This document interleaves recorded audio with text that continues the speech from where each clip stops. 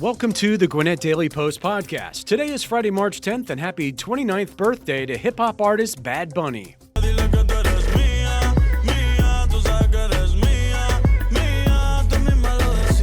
I'm Doug Harding, and here are your top stories presented by Kia Mall of Georgia.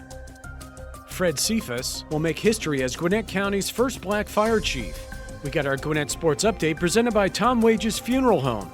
And we'll have 5 events to get you out there this weekend. Plus, longtime Gwinnett Stripers PA announcer and new voice of the Braves, Kevin Kraus, joins the show to talk about his call-up to the big leagues. We'll have all of this and more on the Gwinnett Daily Post Podcast. We sat down with Lauren Livesay and Colin Cappy, second-generation employees of Kia Mall of Georgia, and asked them what makes Kia Mall of Georgia different. We are family-owned and operated. We have been here for going on 29 years. We take everything to heart here, and all of our hard work is what we put into it as a family. Not every other business has that. Been here in Buford for 25 years, selling cars to anyone that wants one. The reasons why you would come to a small family-owned dealership, you get that sort of family experience. Kia Mall of Georgia, making a difference in the lives of their customers. Go see them on the lot at 4180 Buford Drive in Buford, or visit them online at kiamallofgeorgia.com. Gwinnett County has a new fire chief, and his appointment is making history for the department. Fred Cephas, who has been Gwinnett County Fire and Emergency Services Deputy Chief since 2020, was appointed by county commissioners to be the new fire chief on Tuesday. Cephas will be the county's first black fire chief in the department's nearly 52-year history. It will officially become fire chief on April 1st. Cephas will replace soon-to-be former Chief Russell Knick, who is leaving the fire department after about 5 years as chief to take on a new role in the county administrator's office. Cephas is a native of Mobile, Alabama, and a U.S. Air Force veteran, having served as a Department of Defense aircraft rescue firefighter. He joined Gwinnett's fire department in 2001. He rose through the department's ranks over the years and served in a variety of capacities. Some of those capacities included strategic planning, accreditation management, operations, and a licensed polygraphist. He then became deputy chief, making him the second highest ranking member of the fire department 3 years ago. Cephas earned his bachelor's and master's degree in business administration from Shorter University. Woohoo! I'm a college man! I am too smart! I am too smart! I am too smart!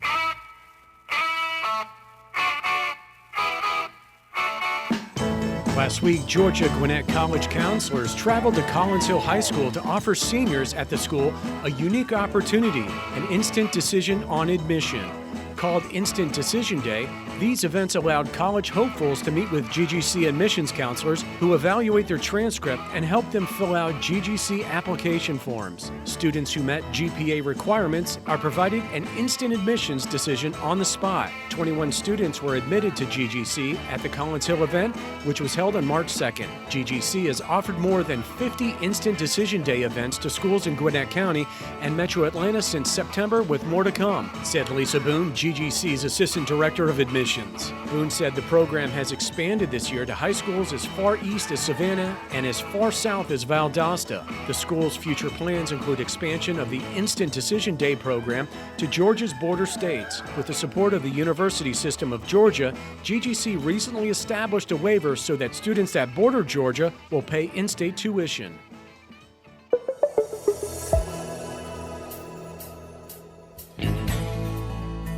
And now, community reporter Matt Golden joins us with 5 events to get you out there this weekend.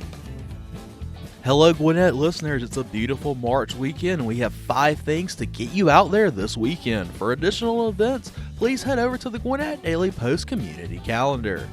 First off, you have the UGA Gymnastics vs. Michigan.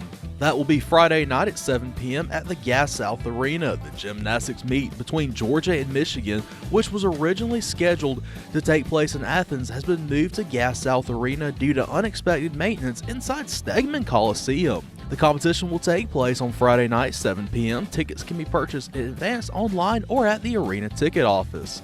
Fans who purchased tickets for the originally scheduled competition at Stegman Coliseum will be fully reimbursed. UGA students can get in for free with proof of a valid UGA student ID. For more information, please head over to georgiadogs.com. Saturday from noon to 5, it is the Taste of Swanee at Swanee Town Center Park. Presented by the North Gwinnett Dugout Club, this event is a fundraiser for the North Gwinnett High School baseball team. More than 30 local restaurants plus sponsors and vendors will participate in an afternoon of sampling appetizers and entrees and desserts from their menus. The event will also offer entertainment to please every palate, including a concert stage with live music and performances. The Kids Zone will include inflatable activities. After dining festival, goers can meet community partners and stroll through the artist market for arts and crafts from local artists.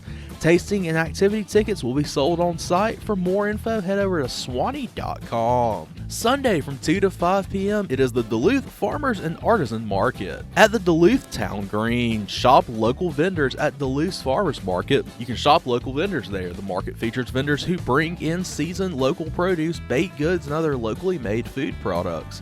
Purchasing locally grown means fresh-picked, nutritious, and flavorful produce for maintaining a healthy lifestyle. The Duluth Farmers Market is also a fun place to shop for other homemade items such as jams, jellies, pickles, salsa, canned vegetables, honey, cut flowers, herbs, spices, homemade candles, soaps, lotions, pottery, baskets, and more. In addition to shopping with local vendors on the town green, there will be live music, themed photo ops, and free kids activities in Parsons Alley. For more info, head over to duluthga.net. Tonight at 8 p.m. and tomorrow night at 8 p.m., Aurora Comedy Nights presents Carlos Rodriguez at the Lawrenceville Arts Center. Carlos Rodriguez has performed in clubs and for major conferences across the country and international. He has worked with comedians such as Last Comic Standing winners John Reap, John Heffron, Josh Blue, Alonzo Bodden, and Mad TV's Pablo Francisco. He is a regular at the Punchline Comedy Club, and he has just recorded a comedy special at the famous Dry Bar in Provo, Utah. For more information, head over to auroratheater.com. Today from 10 a.m. to 5 p.m. and Sunday from 10 a.m. to 5 p.m., it's the Original Sewing and Quilt Expo at the Gas South Convention Center. Sewing, quilting, needle arts, Original Sewing and Quilt Expo knows all about the care and feeding your creative lives. The Expo is a place to find the latest and coolest techniques and products and learn new skills with cutting-edge education. It features classes and workshops, stage shows, runway fashion shows, how-to demos, incredible display galleries, and fabulous shopping. For more info, head over to sewingexpo.com. Hopefully some of those events pique your interest, and maybe I'll see you out there this weekend. Have a fun and safe weekend, Gwinnett County. Piedmont Eastside Medical Center welcomed a new chief executive officer this week. The hospital, which is located in Snellville, announced on Wednesday that Larry Ebert became Eastside's new CEO on Monday. Ebert previously served as CEO at Piedmont Walton Hospital in Monroe for the last 5 years. He replaces Trent Lind, who had been Eastside CEO for more than 7 years, but recently left to join Community Health Systems in Franklin, Tennessee. Ebert had been with the Piedmont system since 2017, when he became the Executive Director of Strategic Operations at Piedmont Athens Regional Medical Center. He then became Piedmont Walton's CEO in 2018. During his time at Piedmont Athens, Ebert oversaw the planning and execution of strategic efforts such as the coordination of a master facility plan, as well as a key construction and renovation project on the hospital's main campus. And during his time at Piedmont Walton, Ebert oversaw that hospital's integration into the Piedmont system, worked on a creation of a joint program between the hospital and the nursing program at Athens Technical College's Walton campus, recruited primary care and specialty clinicians, tripled the hospital's medical staff, and launched and expanded new service lines. Ebert earned his bachelor's degree from Tennessee Tech University and his Master of Healthcare Administration from Louisiana State University. He and his wife are the parents of triplets Gavin, Preston, and Abigail. Hi, I'm Peggy with Peggy Slappy Properties. Our experienced realtors are ready to make the play and help you find your next home.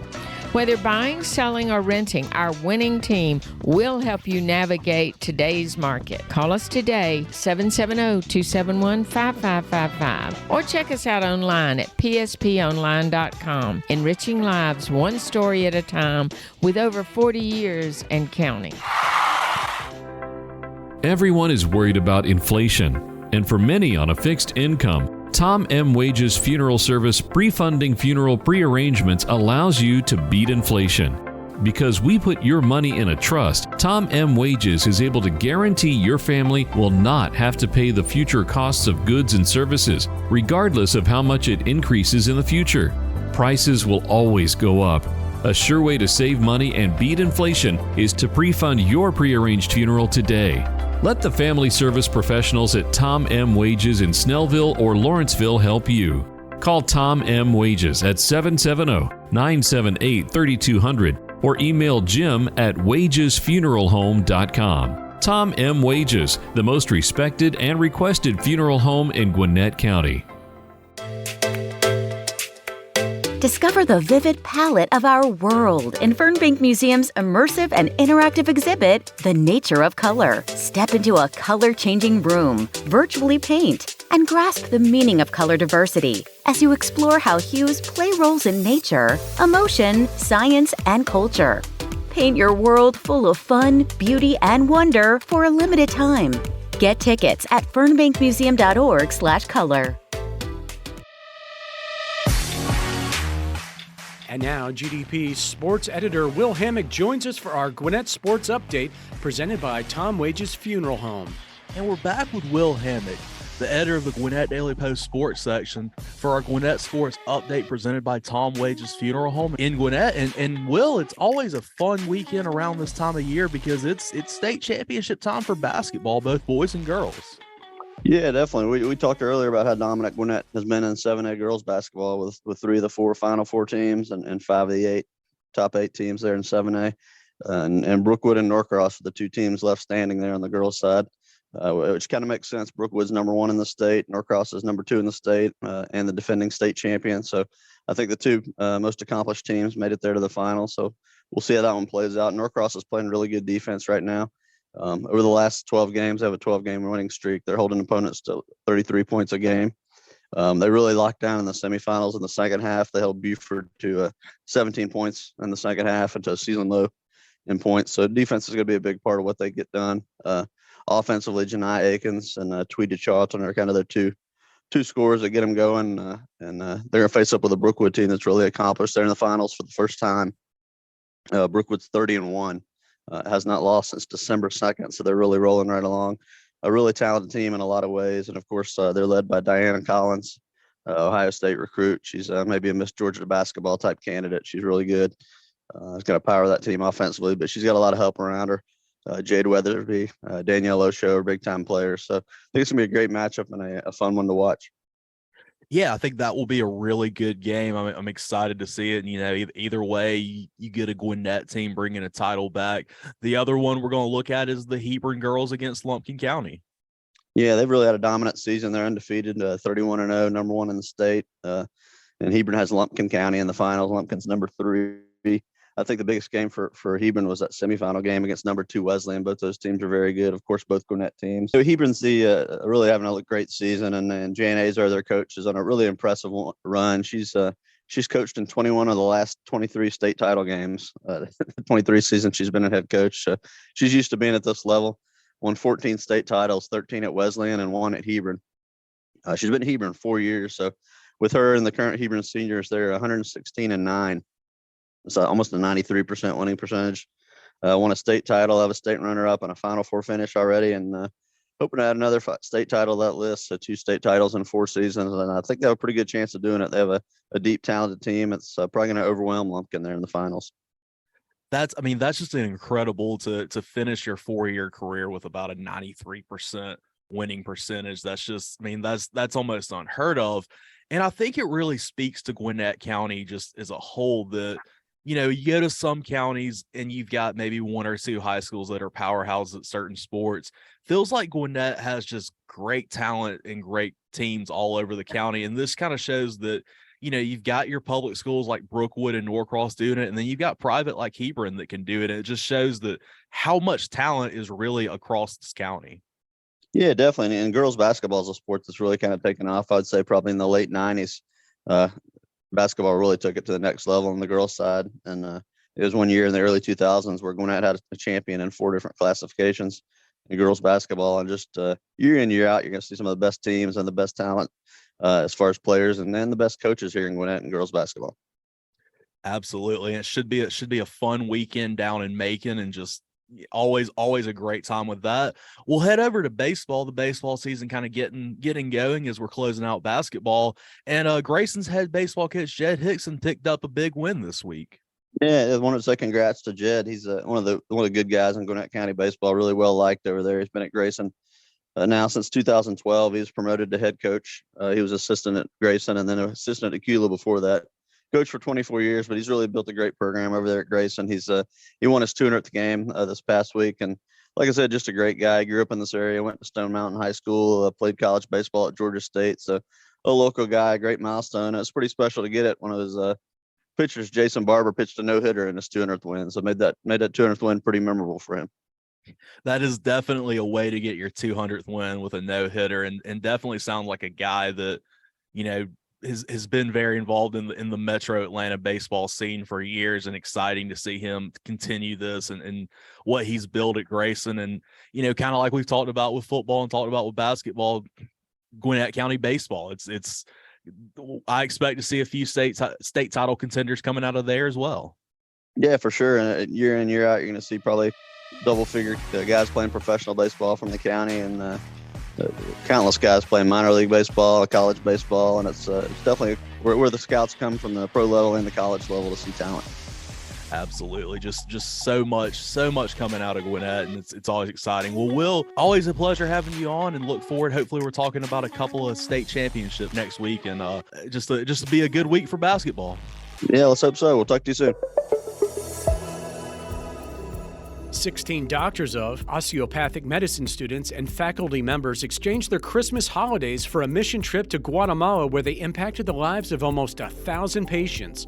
First, second, and third year DO students, along with a DO student from the PCUM South Georgia campus, staffed several clinics located near Antigua, some in remote mountainous areas. Donald Penny, MD, the chair of the Clinical Education and Clinical Professor of Emergency Medicine at PCUM Georgia, served as a chief medical officer for the trip arranged through International Medical Relief, a nonprofit mission organization headquartered in Colorado. According to first-year DO student Alice Manning, their trip to Guatemala was an amazing and eye-opening experience.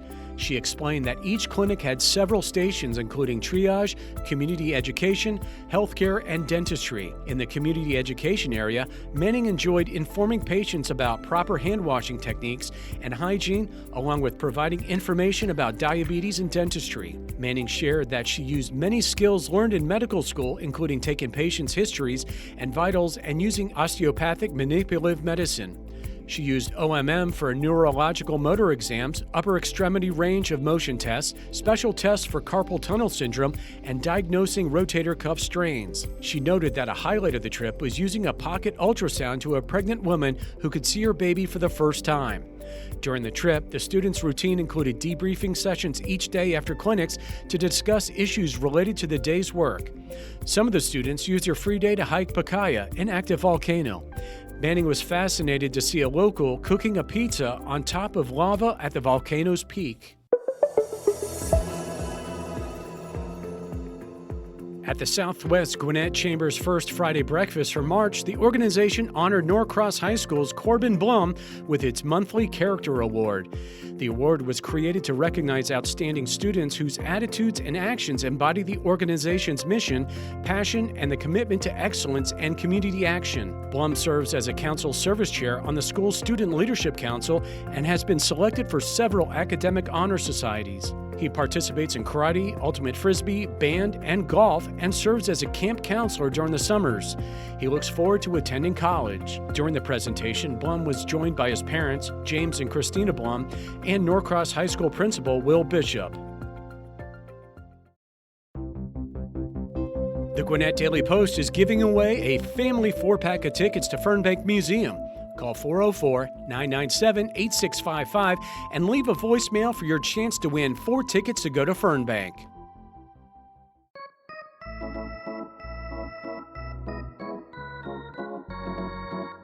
Want to welcome and also congratulate Kevin Kraus. He is the brand new PA announcer for the Atlanta Braves.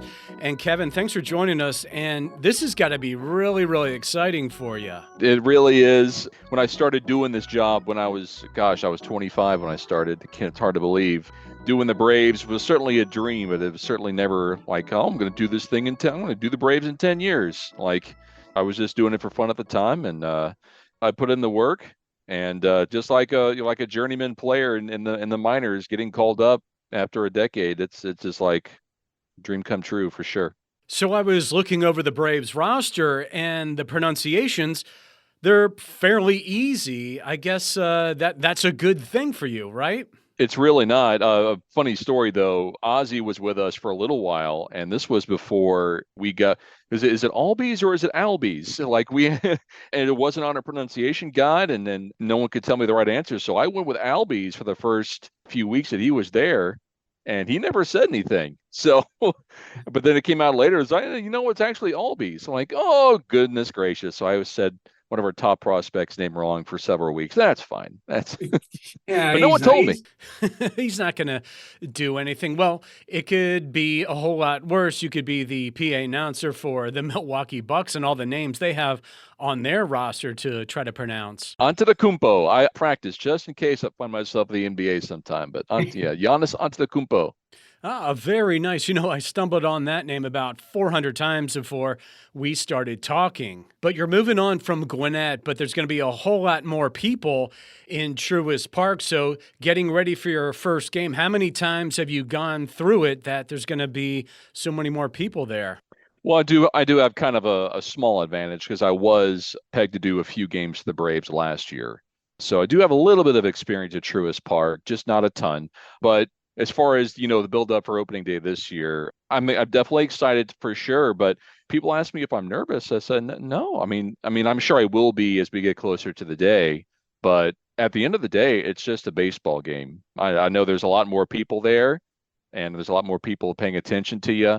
But once the first pitch goes, it's just, it's just calling a baseball game. It's really not that different from doing a Stripers game. Just the build up, the hoopla before the game starts is just a little bit more. That's all. But it's going to be similar to the Stripers, right? Oh yeah, definitely. And especially this year, I know that they're starting the pitch clock is new this year, which is something that we did last year in the minors. They started that last year in the minors, and it certainly took a little while to get used to.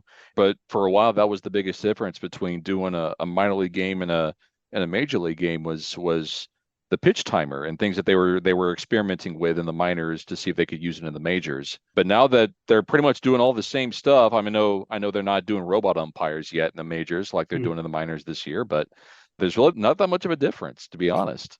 Nah, you can't have those robo umpires because, the players need somebody to yell at during the game. And as someone, I did umpire for 1 year when I was in college, so I did feel some kind of way about them trying robot umpires because as a former umpire myself, it just made me feel icky. I don't know. Yeah, but going back to the pitch clock, now that games are going to be a lot shorter, you have to be more on the ball than probably you normally would. Definitely. Yeah, you can't be hanging on your phone. Like, can't be, this is a pitcher that takes forever against a hitter that takes forever. I got a good 5 minutes. I can hang out on my phone and not watch the game. No, we got to be ready to go every batter now, which is nice. I mean, we had games going routinely 2 hours, 10 minutes last year in Gwinnett. It was bizarre. Like, especially in June, July, you start a game at 7, the sun goes down at 9:30, the game ends. It's still light outside. It's just really bizarre.